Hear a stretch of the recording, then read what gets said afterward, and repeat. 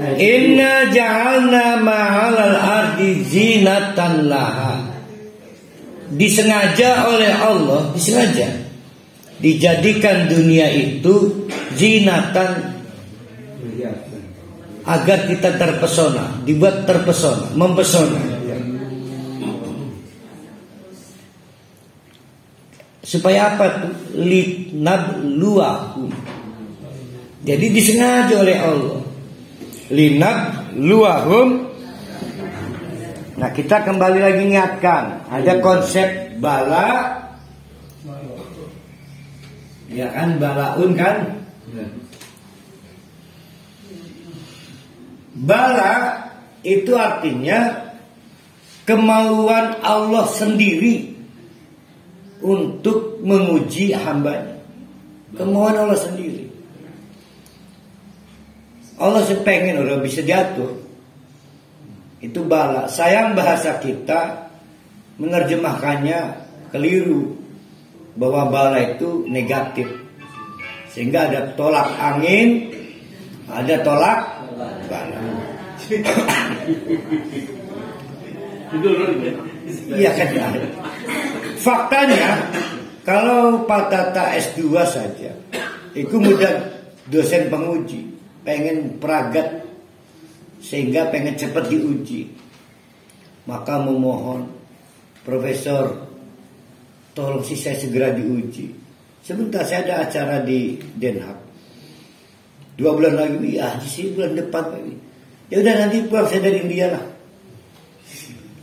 Diudak-udak ujian, karena pasca ujian ada honor, ada penghargaan. Begitu juga yang S3. Tapi anak-anak SMK PGRI belum tentu bisa ujian, belum RSPP. Bukan hanya bendahara kepala sekolahnya, buneng gemilu gejapi orang tuanya. Maaf, tolong lunasi SPP. Iya kan ya, benarnya? Iya. Jadi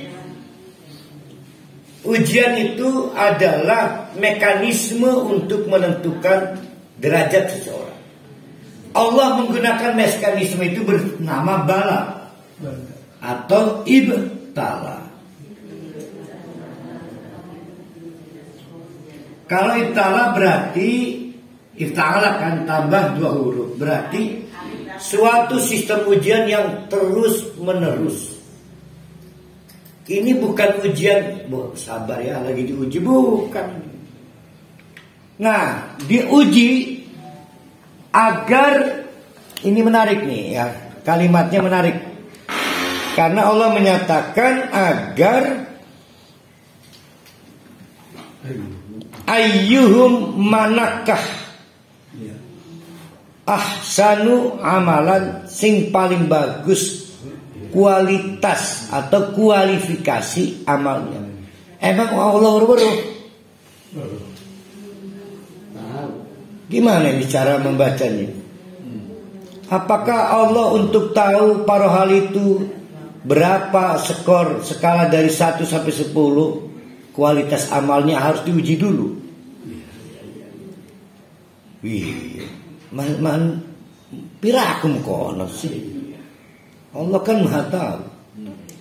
Nah, sehingga kita pahami maksudnya begini, supaya tahu dalam kenyataan. Nah, jadi pengetahuan Allah itu berbeda antara belum terjadi dengan pengetahuan Allah setelah sesuatu terjadi. Kita ketahui hal apapun yang ada di bumi ini 50.000 tahun yang lalu telah diwiwiti oleh Allah. Itu pengetahuan dasar. Supaya tahu dalam kenyataan, maka semua murid SMK PGRI wajib ulangan bahasa Inggris. Bu Neneng ngadepi. Maka ada anak namanya Jamal protes, "Bu, emang ibu belum tahu kemampuan saya? Supaya dengan ujian ini kamu jadi tahu. Saya mau udah tahu berapa sih paling skor kamu, tapi kamu harus tahu hasilnya. Itu yang disebut dengan supaya tahu dalam kenyataan. Nggak mungkin lah Bu Neneng nggak punya perkiraan si Jamal berapa skornya, ya, sehingga tahu Galih bagus pasti kami nyontek ya. Itu tahu gejalanya. Nah Allah lebih dari itu semua. Bu Neng aja tahu kualitas muridnya. Allah lebih dari itu semua. Tapi ujian ini diperlukan supaya tahu dalam kenyataan. Apa yang diketahui. Jadi ujian itu adalah apa kalau ujian akhir disebutnya itu? Adur somad gitu. Poskes. Ini bukan poskes. Ini serba pretest. Sehingga yang mau diketahui adalah kualitas amal. Kalau kalkulasi pahala dosa itu poskes, mengkuni pada mahsyar nanti. Tuh ya, di pada mahsyar nanti. Nah sekarang tidak sembarang dipilih ikut ujian. Bisa karena kendala SPP administrasi. Bisa Allah udah gak minat. Udah gak minat nguji. Ih, ngeri amat ya orang di kerunyaan itu. Maka bersyukurlah kalau diuji oleh Allah. Nah Allah ngebocorkan ujiannya nih, materi nih, jadi masalah nih menjadi lebih mudah. Bahwa salah satu materinya adalah seberapa tingkat kita tergoda ke dunia. Udah dibocorin nih kisi-kisinya. Dengan oleh Allah lebih dahulu dunia ini dibuat semacam trap, jebakan.